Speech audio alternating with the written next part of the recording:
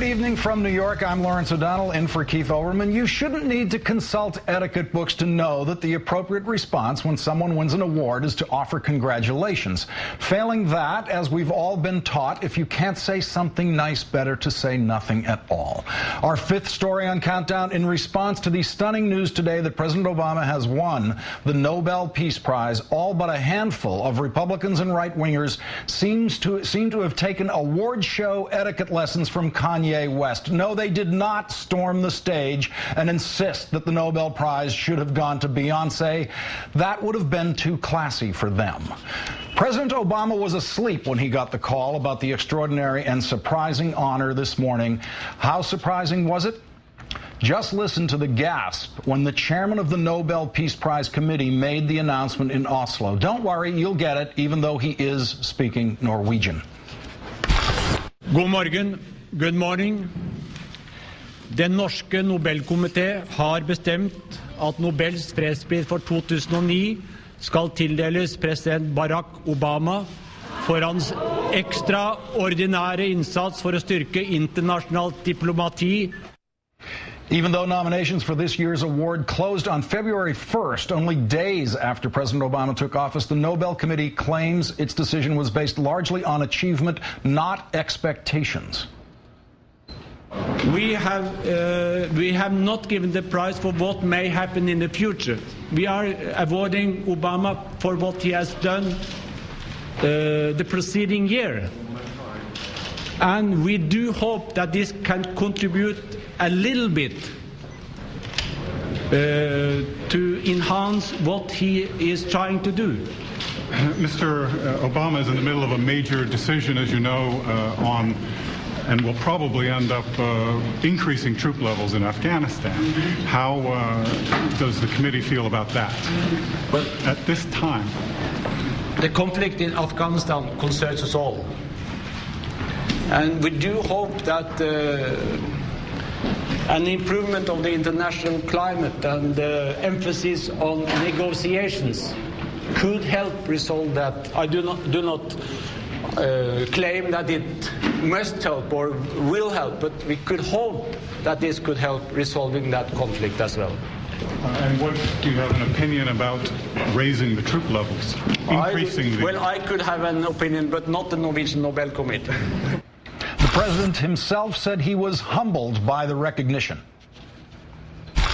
I am both surprised and deeply humbled by the decision of the Nobel Committee. Let me be clear, I do not view it as a recognition of my own accomplishments, but rather as an affirmation of American leadership on behalf of aspirations held by people in all nations. To be honest, I do not feel that I deserve to be in the company of so many of the transformative figures who've been honored by this prize. Men and women who've inspired me and inspired the entire world through their courageous pursuit of peace. But I also know that this prize reflects the kind of world that those men and women and all Americans want to build. A world that gives life to the promise of our founding documents. And I know that throughout history, the Nobel Peace Prize has not just been used to honor specific achievement, it's also been used as a means to give momentum to a set of causes. And that is why I will accept this award as a call to action, a call for all nations to confront the common challenges of the 21st century. Former Vice President Al Gore, who won the Peace Prize in 2007 for his work on climate change, today echoed the Nobel Committee's praise of President Obama. Much of what he has accomplished already is going to be far more appreciated in the eyes of history as it has been by the Nobel Committee in their announcement early this morning. Also proud of the president, Senator John McCain, who lost to Mr. Obama in the 2008 presidential election. Nobel Committee, I can't divine all their intentions, but I think part of their decision-making was expectations, and I'm sure the president understands that he now has even more to live up to. But as Americans, we're proud when our president receives an award of that prestigious category. Among the first to speak against the president's Nobel Peace Prize today, the Taliban, who suggested that that President Obama be given the Nobel Prize for violence instead. While everyone everywhere was surprised, overall, world reaction to the news was largely positive. Here in the U.S., however, right-wing radio hosts immediately found easy agreement with the Taliban.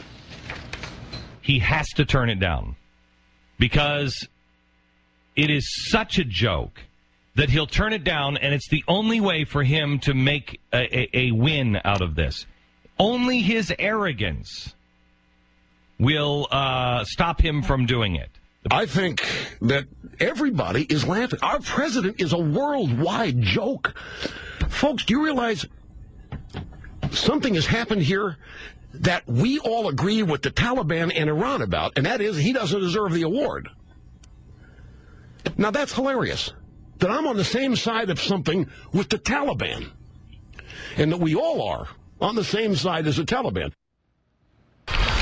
Worldwide joke, all on the same side as the Taliban. Lots to talk about tonight with MSNBC political analyst Richard Wolff, author of Renegade, The Making of a President, and senior strategist at Public Strategies. Good evening, Richard. Good evening, Lawrence. You can medicate me now. Yeah, listen, the Nobel Committee seems to be insisting that the award was for what President Obama has already done, and not in anticipation of what he might do. But at the same time, they seem to hedge that a little bit, or maybe be nudging him toward future accomplishment. Do you see it that way? Well, that's one way to put it. I actually think this is a work in progress, and that's what the Nobel Prize Committee were actually suggesting. And this is not the first time they've done this kind of thing. Remember when they gave the award to Yasser Arafat, no less, and Yitzhak Rabin. It was a peace process. Now, admittedly, they had gone a lot further on their particular path, that extraordinary transformation that they engaged in. But Yasser Arafat obviously turned his back on peace. And what you have now, you know, never mind what Rush says, there are a lot of pundits who, at the start of the day in Washington, were saying, look, President Obama hasn't achieved anything, so what's this all about? That's a really short-sighted view of what we've seen since Obama took office. Foreign policy has changed out of all proportion. The fact that we are talking about negotiations with Iran instead of seeing saber rattling, the fact that the world has transformed its opinion of the United States, of this president, is an extraordinary shift in and of itself. And that's what this prize is actually recognizing. It isn't just forward-looking. And Richard, has the Obama election transformed their view, Europe's view in particular, of our presidency? I mean, to some extent, is this an award for simply not being George W. Bush? Well, the committee itself talked about engaging in realpolitik, and they've done this before. This is a more political award than any of the others, although I've got to tell you there's politics involved in just about every single one of the other awards, even in the scientific ones.